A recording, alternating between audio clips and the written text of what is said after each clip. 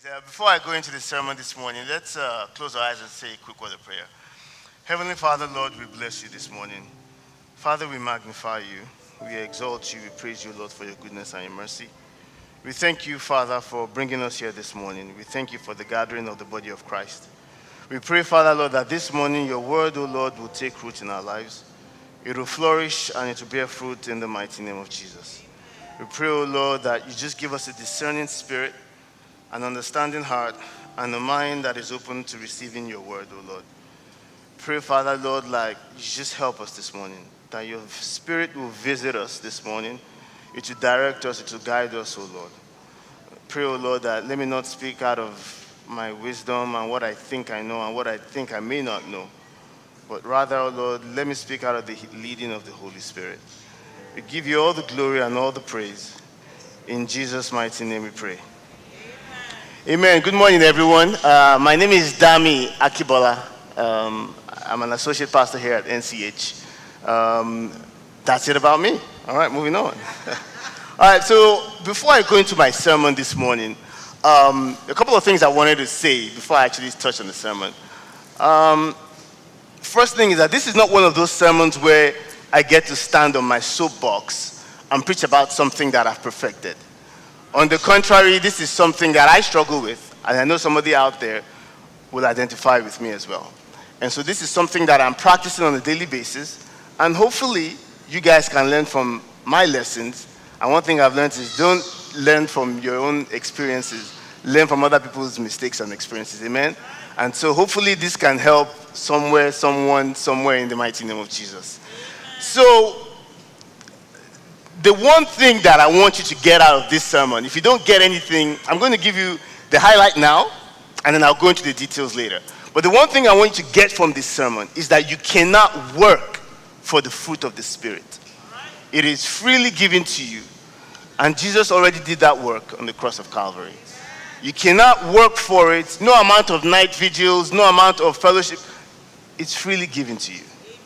You cannot work for it. And the reason why I see this up front is because I have a very short attention span. And so when I'm listening to the sermon, the first 5-10 minutes, I listen to the highlights. After that, I'm thinking about what I'm going to eat for lunch. So I'm trying to help you now so that way you at least get one thing, because I have a short attention span. Amen? So as I go into the details of this sermon, over the past few weeks, we've been talking about the Holy Spirit. PF started the sermon series on fruits of the Spirit. How will they know? And he talked about the main fruit, which was love. And what I found very interesting was the way that he broke it down. You know, he explained that love is the main fruit of the Spirit, like a tangerine. And how inside of that fruit, there were other segments that were within that love fruit. Segments such as joy, peace, faithfulness, goodness. And so that really crystallized the whole thing for me. Last week, Pastor Eke talked about two segments in that fruit. She talked about joy, and she talked about patience, and she talked about kindness. Pastor Eke then talked about how she shared a powerful testimony about when their daughter was ill at birth, and how during that time, you know, she came across a Bible verse in James 1:2-4, which kind of helped her in that situation or in that circumstance, and kind of helped her to exercise patience. And what I learned from that was, you don't know that God is all you have until you know that God is all you need. You see, all of us, one way or the other, are shaped by major events in our lives. No matter what the event is, a loss, a death, an illness, a circumstance, a situation that you could not really work yourself out of. And God has set it up so that you can only depend on him. And that was that circumstance. She also talked about patience with others. And then the one thing that really brought it home for me was how she talked about immersing yourself in the Holy Spirit. So today I'll be talking about goodness and faithfulness as part of those segments within the love fruit. See, growing up, we were often told to be good. You know, my mother always made that, Damilola, make sure you're good. You know, make sure that you do the household chores. Now, I never really did those chores. PF said we know. Or she said, you know what, make sure that you're being good. You should have seen me when I was a kid. I was far from it. Or she'll tell you, you know what, make sure that you do good things, but it was hard. You see, when we strive or work to be good for our own benefit, it's not really goodness that we possess. I would call it a transactional act, a performative act. You see, in Greek, the word goodness means agathosun, which means an uprightness of the heart or of life. See, naturally, my own actions, our own actions, come from a place of selfishness. In true goodness, we place the needs of others before our own. You see, Jesus always placed the needs of others before his own.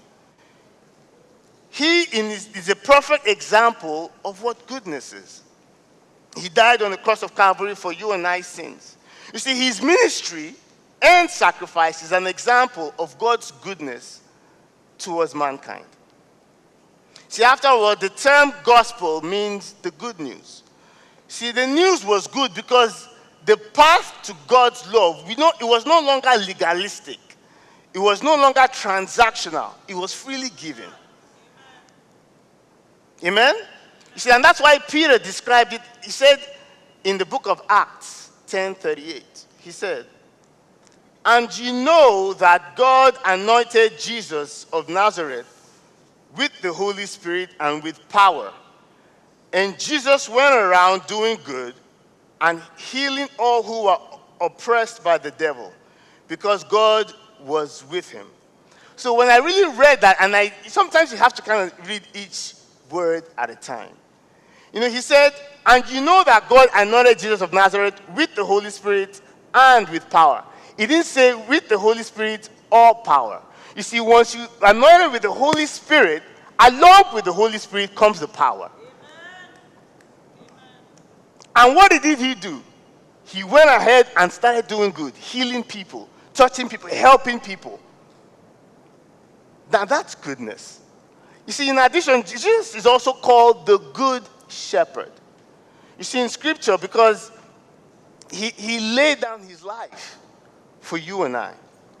Now, it sounds to me like when you say the word good, it almost sounds to me like you're doing something for someone other than yourself or what is at interest for you. But let's keep going. You see, as Christians, we are called to live in a way that reflects the character of Christ. In the book of Matthew 5:16, it says, in the same way, let your good deeds shine out for all to see, so that everyone will praise your heavenly Father. Now, I'm not asking you to lay down your life. Jesus already did that. You see, goodness is doing something that does not benefit you, but points to God. Now, on the screen there, you should see a flag that should be coming up shortly. The visual, can you please help me pulling up the flag, the first flag? All right. So, this flag, which country does it point to? Okay, so we all know that. All right, next flag. So this flag, which country does it point to? Hopefully, you know you live in it right now. The next flag, which country does it point to? Okay, all right, awesome. And the next flag, which country does it point to? All right, awesome. So some of you have been playing FIFA, so you kind of know these flags. All right, you see, what about you? What about me? You see, as these flags point to countries, our lives need to point to God. Amen? See, goodness is not about doing elaborate things to gain recognition. Oftentimes, it's the small act of goodness we do throughout the day that means the most to people around us. You see, is your friend having a bad day? Write them a note, telling them how much you care about them, how much you're thinking about them. Don't be like me, where I'm just like, what's wrong with you now? Just man up. No, don't do that. You know? Is someone putting you down? Pray for them. That's hard. Because if someone puts me down, praying for them in my maybe the third or the fourth thing that comes to my mind. But God is help. I'm praying and I'm trusting God to help me. You see, in these acts of goodness, we reflect Christ's character and possess the fruit of the Spirit. Now, while it may seem like no one notices, God does. Ultimately, when we show goodness, we bring glory to God's name. You see, to do good is to act beyond the motivation of self-preservation. To do good is to do the will of God. Now, faithfulness. When the Bible talks about faithfulness, many people think it's about the act of having faith. And that's okay, that's good. But today, and that's the verb, faith. But what I'm talking about this morning, faithfulness, is the adjective.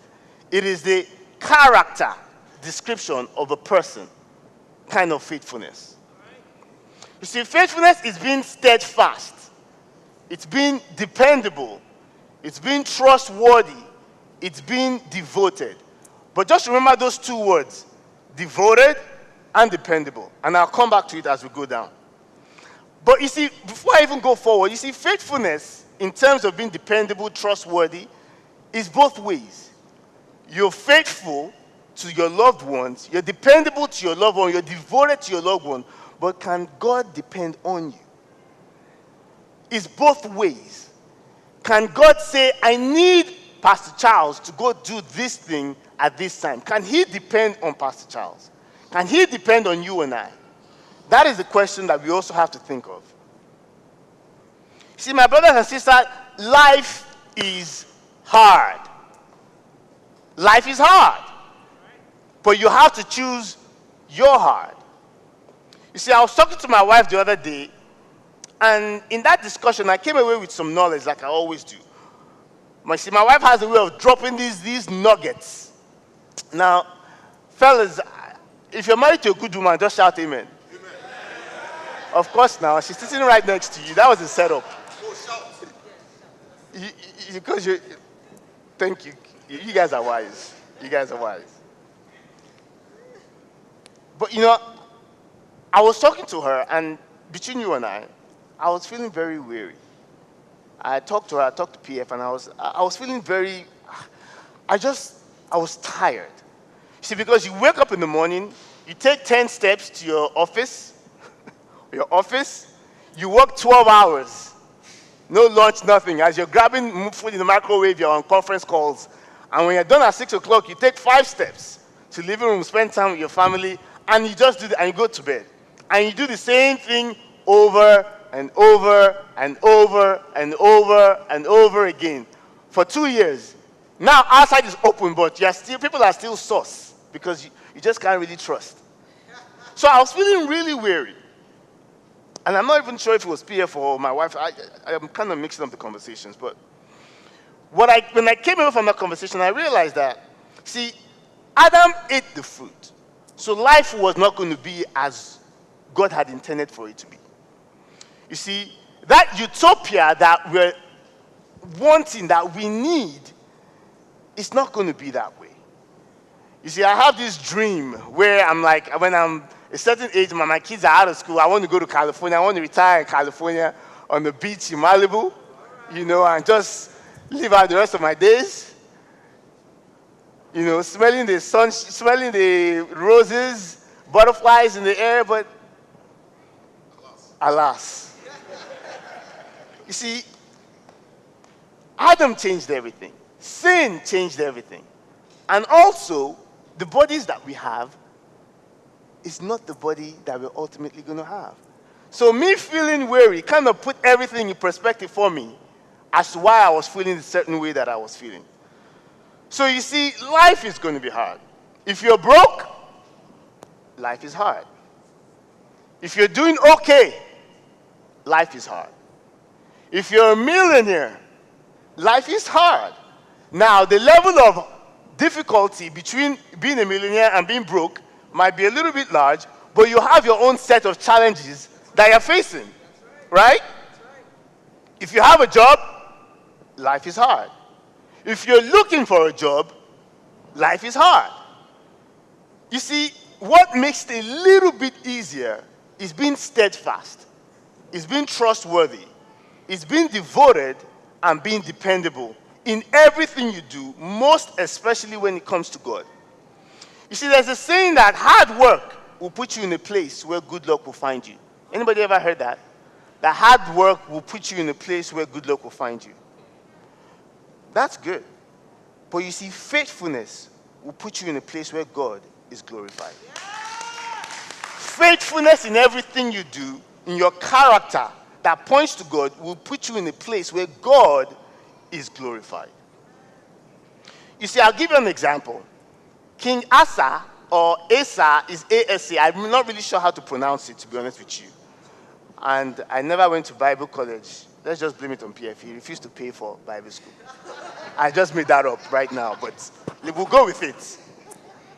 We'll just go with it. Anyways, so King Asa was the great-grandchild of Solomon.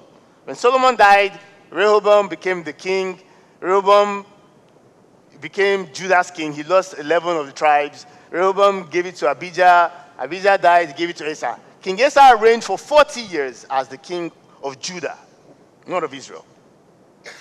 Now, in the early phases of King Asa's kingship, he went to war against Zerah and the Cushites.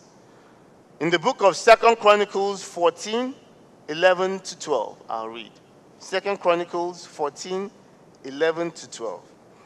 Then Asa cried out to the Lord his God, Lord, there is no one beside you to help me, the mighty and those without strength. Help us, Lord our God, for we depend on you, and in your name we have come against this large army. Lord, you are our God. Do not let a mere mortal hinder you. So the Lord routed the Cushites before Asa and before Judah, and the Cushites fled. So he was just starting out, and he cried out, Lord Jesus, help me. And God came through for him. You see, Asa was totally dependent on God at that point. He was devoted to God, he was dependable, and he had the character of faithfulness in him. He was so devoted that he deposed his grandmother when she was worshiping other gods. Now that's a Cersei Lannister, Game of Thrones kind of gangster stuff that people pull. He was not having it. He deposed his grandmother from being queen mother and said, you're out. If you're not going to serve the God that I serve, our God, that's it. And that's the 2 Chronicles 16, 1 to 2 Chronicles 15, 16. You can read that at home. Now, fast forward in the book of 2 Chronicles 16, 1 to 5. It's going to be a long read, but just bear with me. I'm going somewhere. I'm kind of building the story so that you can kind of crystallize it in your mind. In 2 Chronicles 16, 1 to 5, it says, in the 36th year, towards the end of his reign, King Baasha, which is the king of Israel, because now they've been split in two, went to war against Judah. He built Ramah in order to keep anyone from leaving or coming to King Asa of Judah. So Asa brought out the silver and gold from the treasuries of the Lord's temple and the royal palace and sent it to Aram's king Ben-Hadad, who lived in Damascus, saying, there is a treaty between you and me, and my father, and your father. Look, I have sent you silver and gold. Go break your treaty with Israel's king Baasha, so that he will withdraw from me. Ben-Hadad listened to King Asa and sent the commanders of his armies to the cities of Israel. They attacked Ijon, Dan, Abel-Maim, and all the storage cities of Naphtali. When Baasha heard about it, he quit building Ramah and stopped his work. So this time, Asa was in trouble, and he sent his money to work for him. Now, watch this. 2 Chronicles 16, 7 to 9. Said at the time, the seer Hanani came to King Asa of Judah and said to him, because you have depended on the king of Aram and have not depended on the Lord your God, the army of the king of Aram has escaped from you. Were not the Cushites and Libyans vast army with many chariots and horsemen? In other words, the last people that you had issues with, weren't they a large army when you called upon God? I'm paraphrasing here. Then he says, when you depended on the Lord, he handed them over to you. For the eyes of the Lord roam throughout the earth, to show himself strong for those who are wholeheartedly devoted to him. You have been foolish in this matter, therefore you will have wars from now on. You see, I liken faithfulness to diligence, which is excellence over time. You see, when Asa had nothing, he called on God. Now he was a little bit comfortable. Now he had a pool in his house. Now he was driving a BMW. Now he had a 401k. He had a little bit of money in his pocket. And guess what he did? He sent his money to work for him. You see, one thing you don't want to do is when you are little and things are maybe just working out, you call on God. And then now that you are big time, you want to use that money to replace God. You see, the same God that you called when you were poor, God forbid, is the same God you call when you're doing well. Because God does not change. What you don't want to do is to solve a problem that will come back and cause another problem. You see, because when God solves it, he solves it permanently. Because when you use your money to solve that problem, it may or may not come back. But you see, with God, it's permanent.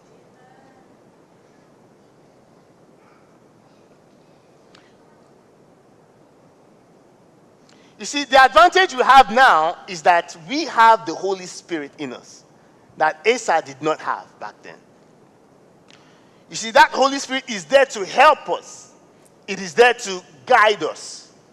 You see, being dependable and trustworthy is something that the Holy Spirit leads you into. You cannot work for it. You see, Asa tried, but he could not sustain it. And to be honest with you, I struggle with it. There are some things that I will cry to God on when I didn't have money. And then in the moment I had money, I just used money to solve that problem. You see, the Holy Spirit enables you. The Holy Spirit equips you. The Holy Spirit empowers you so that when others don't show up, you show up. When others don't check in, you check in. You see, when others don't follow through, you follow through. You see, because if God has these segments, Jesus has these segments. And if Jesus has these segments, the Holy Spirit has these segments. If the Holy Spirit has these segments, and because the Holy Spirit is in you, you have these segments of the Holy Spirit, of the love fruit. You see, in the book of John 15:26, it says, when the helper, and I'm making sure I emphasize that word helper because I'm going to come back to it. When the helper comes, whom I send to you from the Father, the Spirit of truth, who proceeds from the Father, he will bear witness about me. And you will also bear witness because you have been with me. You see, so what Jesus was saying is this. I will activate the Holy Spirit, but he's going to come from God. Right? Then the other part of it is he also said was that when the Holy Spirit comes, it will help to bear witness to who I am, Jesus. But also you also will bear witness to who Jesus was. What I'm trying to say is this. If God is good and faithful, Jesus is good and faithful. And because Jesus activated the Holy Spirit, from whom? From God. To who? To you. So what does it mean to bear witness? It means to prove that something exists. So when the Holy Spirit that is in you and I is there, our acts, our actions bear witness, or should I say, prove that Jesus exists. The same way that the flag points to the country, Your life points to God. Because if God is good and faithful, Jesus is good and faithful. If Jesus is good and faithful, you and I, the Holy Spirit is good and faithful. And because we have the indwelling of the Holy Spirit, we have the ability to be good and faithful. Now, they say I have only 1 minute left. I'll try to wrap this up. In closing, as the Holy Spirit works in our lives, our character is transformed. In the areas of our lives where we struggle with sin, where I struggle with sin, which reflects our human nature, we can now possess the fruit of the Spirit and reflect God's character. See, we have it in us. We have to let him have his way in us. I have to let him have his way in me. I cannot fight and contend for the Holy Spirit. I have a lot of voices in my head.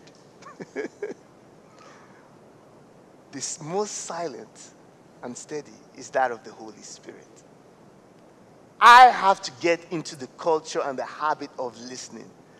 What I normally do is I will have messed up, then I'll now start looking back.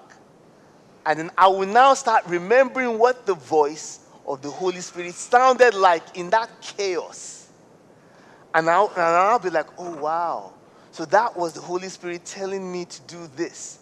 And of course, you know your boy now. He did the exact opposite of what the Holy Spirit said. And so they always say, hindsight is 20/20. And so that's how I have been learning to hear him. Because every time I'm about to make a decision, there's this, like Pastor Ike said, there's this red guy and there's this guy in white here. And I'm listening to all voices. The scared Dami, the anxious Dami, the nervous Dami, all the Damis come out. And they all have opinions as to how we want to solve that problem. But there's this voice that is silent, quiet, telling me this. I'm like, let me blame it on being from Nigeria. Because he who has the loudest voice is probably the most correct, right? So I'm listening to the one that has the loudest voice. That's the one that is correct. But really, the Holy Spirit is silent. It's steady. And so when I'm looking back, I'm like, oh, that was him. So maybe that might help someone. I don't know. But that's how I have been kind of listening to the Holy Spirit. And by the way, just to let you know, when a sermon starts, I encourage you to focus your attention. Because, trust me, the nuggets I gave in the beginning, that was not a good example. I want to encourage you guys all to listen and listen attentively. Amen?